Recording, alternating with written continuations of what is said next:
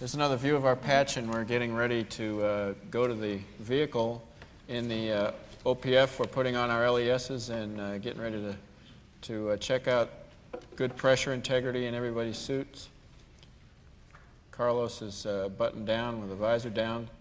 There's Mike, and he was relaxed and ready to go to space. Jean-Francois was too. Elena joining us from Russia, of course, and very pleasant day for us to go out, although it was 4:30 in the morning. I know many of you probably went down to the Cape and had to stay up all night to see it. It was a real nice night for us, and the weather was gorgeous, and they tell us that we were visible almost to Miko. Our liftoff, actually the countdown and the liftoff were totally flawless from the crew's point of view. We just lit up the sky all the way up and down the Florida coast, so we're told. That view in the corner is the view I had through the overhead window. I had a mirror in my hand that I could look out. You can actually see the VAB going by as we do the roll program. I like to talk about the feelings that you have during a launch. It's actually very much like the shuttle simulator. There's a lot of shaking and rocking going on inside. You can see out the window flashes of light that sometimes can interrupt your vision if you look outside too much. Also, the sound is like, to me, it's like standing in a room that's on fire. It's just a very low-level sound that's very similar to what you hear outside during a launch. Solid rocket booster separation, and from this point on, we're back to 1G as we slowly accelerate up to 3Gs, and then main engine cutoff. Next thing you know, we're in orbit. We've separated from the tank, and we are taking photographs of the tank here crossing over northern part of Africa.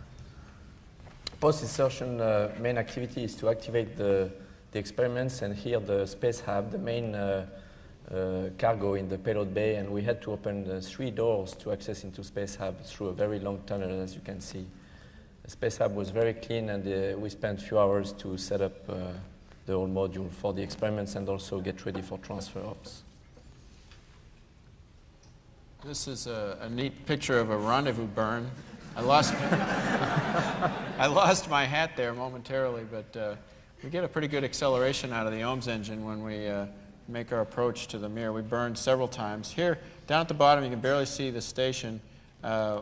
We had a very low beta angle, they call it, which is the angle between the sun and our orbit plane. And that meant that the mirror was actually going to eclipse the sun for us. And you see it's getting dark in the orbiter, and there goes the sun, and there's the mirror. And to see that on orbit was amazing because the mirror actually glows white because the sun that you can't see is still bouncing off of our payload bay doors and illuminating the mirror. There's a view that Jerry was able to see of us approaching, and then again our centerline camera view during the approach. This step by step we get a little bit closer, and of course our task is to inch in gradually according to a given timeline, and everything worked so well for us that we had a very docile contact, and you can see the sun was just about to come up and rise over the OMS pod as we contacted. So this is all silhouetted here, but we make a very soft contact there, and almost no oscillations after capture. Everything went smoothly on the pressure checks, so we had the opportunity to open the hatch right away and get a good view of our colleagues on the other side. Well, here in this shot, you'll see what you weren't able to see in the still picture earlier, which is the true feeling of joy and celebration we had. Elena brought in traditional black bread, salt, and tea. There's Vasily, first time here. You'll see Jerry for the first time. And just look at that smile on his face. And the obvious need for a haircut. They hadn't had a vacuum cleaner for a while, so we helped fix them up there so they can get their hair cut. And we proceeded on in to do our first press conference in the base block. And here's Eileen's attempt to confuse all children throughout the world as to how we really move around in space as she swims through the mirror.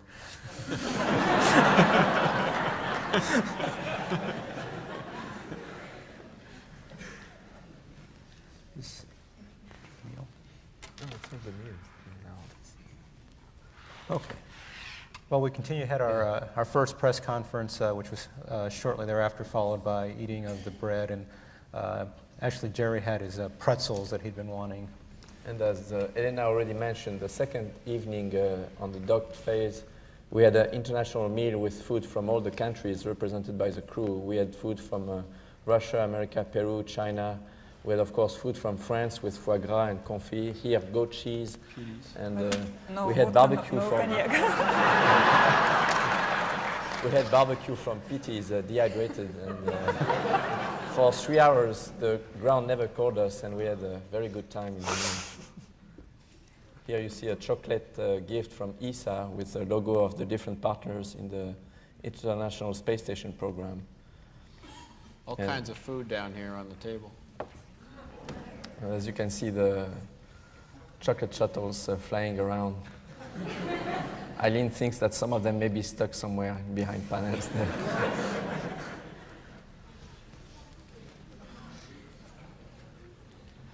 It was really neat that this was all spontaneous, too, to have that kind of a good time with our colleagues up there. This is some of the handover operations between Mike and Jerry, as Jerry and Mike discuss the equipment that's being brought over. And here we are with the commander of the station, Vasily, trying to figure out which items we need to bring over next, back over to the space hab. Looks like Vasily's stealing something there, but that's actually his checklist he's taken with him back to the mirror. Carlos brushing his hair in the mirror. Hair management is very important on orbit. This is the Mir base block. You can see the table where we had dinner the other night. There's Mike having his lunch, and Sasha and Vasily. You can see how much equipment is around inside there, and it's actually one of the more spacious modules. In some of the other modules, there's quite a bit more stuff. This is Sasha's bedroom. You can see that he has a very nice view out his window. There's a shuttle parked out there today. This is one of these beautiful historic views that I was telling you about earlier. You see the Red Sea, the Gulf of Suez, the Gulf of Aqaba, the Sinai Peninsula. Of course, we're docked to Mir at this point. Here's the Nile River. Down at the bottom, you can see the Nile Delta. As we move on further to the east, this is the Volga River Delta that we're flying over Asia at this point. Again, you can see the docking module on the left side that was added on STS 74 about a year and a half ago.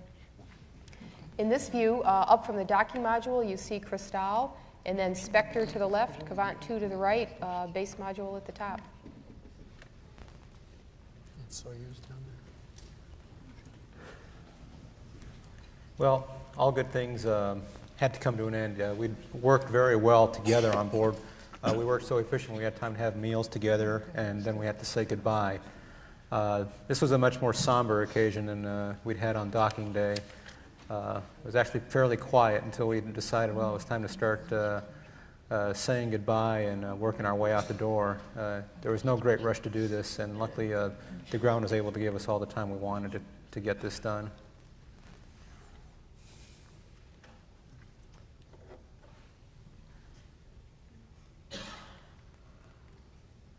Here we see the hatch closing. As I mentioned earlier, this was quite a sad time for us, and it was very quiet as opposed to the very noisy time when we had docked. Here's the undocking. You can see the shuttle jets firing, separation. The springs in the docking mechanism give us the initial push off from Mir, and at approximately just a few feet, 2 feet after we separated from Mir, I fired several jets to get us separating down the R-bar. We had extra fuel because Charlie had done such a great job on the rendezvous. We had extra fuel to spend during the separation. So we had reached quite a high separation rate to increase the efficiency of the undocking and the tests that we were doing. View from Mir that was downlinked of the shuttle. The Mir had great views of us because they were looking down at the Earth, but all we had was a view of Mir against the dark sky as we looked up.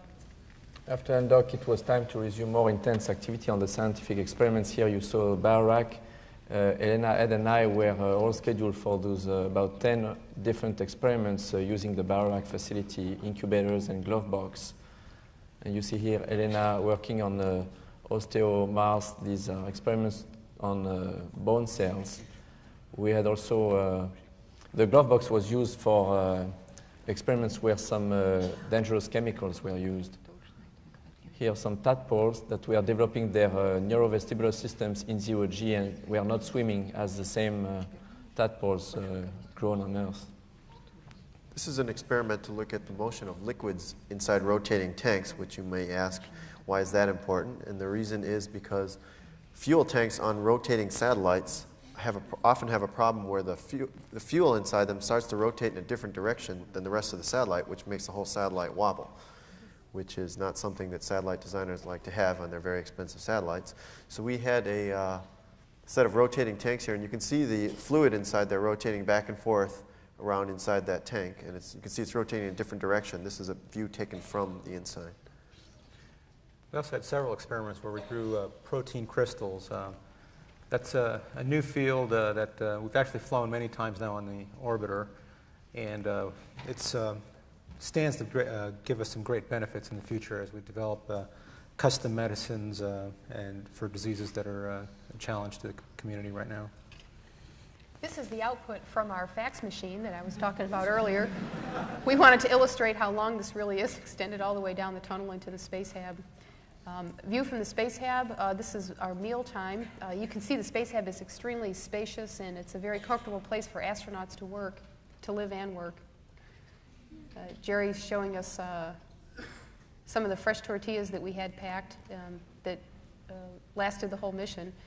This is not a bubble. This is actually a blob of water that Jean-Francois had made from a straw in one of his drinks. And we did our own liquid motion experiment informally as a crew as we watched the behavior of these things in space.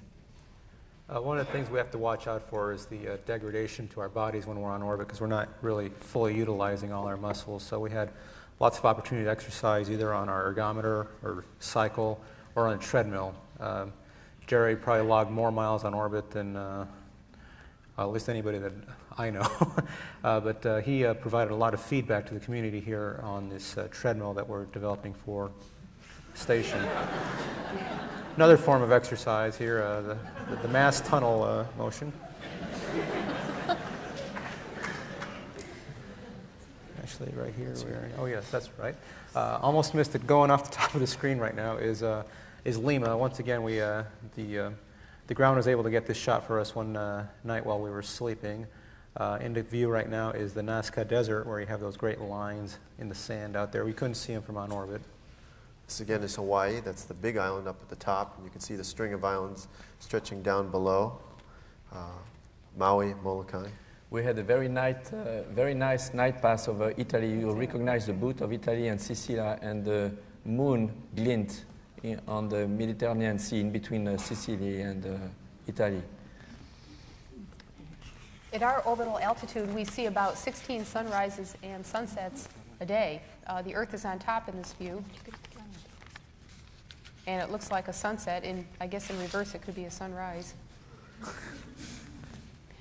And it's time to come home. This is a clip of our deorbit prep. Everyone suited up just about 2 hours or so before the deorbit burn. It's a very hectic time. There's many things to do. The payload bay doors are coming closed. It's a major part of the events in coming home because once the doors are closed, you lose the radiator cooling. This is a view from the middeck. We're intentionally showing this upside down because many times you need to work upside down in space and do it effectively. On the flight deck, you see Jean-Francois in the middle. There's Charlie reviewing procedures for the entry, and myself. We had Ed Liu in the Mission Specialist number 1 seat. Carlos is in the MS2 seat, is our prime flight engineer. The entry, you can see out my windows, the heating. We reach almost 2,000 degrees Fahrenheit on the outside as we re-enter Mach 25 and slow down. You can see the jets fire, a plasma develops, as you know, around the orbiter, and we can see the reflection of that out the overhead windows. Well, we're back close to KSC here, getting ready to approach subsonic, and you can see the jets pulsing there as we approach the Kennedy Space Center. This is a view from the ground of us coming around the hack, and you'll see here again in a minute my view out the front window of the head-up display. And you've got airspeed information and altitude information on the scales on the left and right, as well as the position of the runway outlined for me, so that when we come down through the clouds here at about 8,000 feet, we'll break through the clouds and you'll see that the runway is in fact exactly in that position, showing just how precise the orbiter's navigation system is. And you'll continue to see our view down through the lower right corner here as the orbiter starts its pre-flare. And coming into 300 feet, Eileen puts the gear down. You saw the gear word flash there. Coming into the overrun here with the gear down at about 50 feet or so, you can see with this view the wind gust that catches us right here at about 20 feet and starts moving us to the left. And we just put the right wheel down first to arrest the drift, and once we got it on the runway, it handled quite nicely. So little surprises come from time to time, but the orbiter is a wonderful machine and it handles that kind of thing just fine. We rolled it down the centerline stripe, and Jerry was hooting and hollering all the way home, of course. And we were happy to bring him home. And that's the story of STS-84. Thank you very much.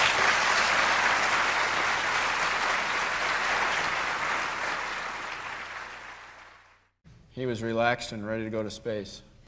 Jean-Francois was too. Elena, joining us from Russia, of course, and very pleasant day for us to go out, although it was 4:30 in the morning. I know many of you probably went down to the Cape and had to stay up all night to see it. It was a real nice night for us, and the weather was gorgeous. There's another view of our patch, and we're getting ready to go to the vehicle. In the OPF, we're putting on our LESs and getting ready to check out good pressure integrity in everybody's suits. Carlos is buttoned down with the visor down. There's Mike, and as we do the roll program. I like to talk about the feelings that you have during a launch. It's actually very much like the shuttle simulator. There's a lot of shaking and rocking going on inside. You can see out the window flashes of light that sometimes can interrupt your vision if you look outside too much. Also, the sound is like, to me, it's like standing in a room that's on fire. And they tell us that we were visible almost to Miko. Our liftoff, actually the countdown and the liftoff were totally flawless from the crew's point of view. We just lit up the sky all the way up and down the Florida coast, so we're told. That view in the corner is the view I had through the overhead window. I had a mirror in my hand that I could look out. You can actually see the VAB going by. It's just a very low-level sound that's very similar to what you hear outside during a launch. Solid rocket booster separation, and from this point on, we're back to 1G as we slowly accelerate up to 3Gs, and then main engine cutoff. Next thing you know, we're in orbit. We've separated from the tank, and we are taking photographs of the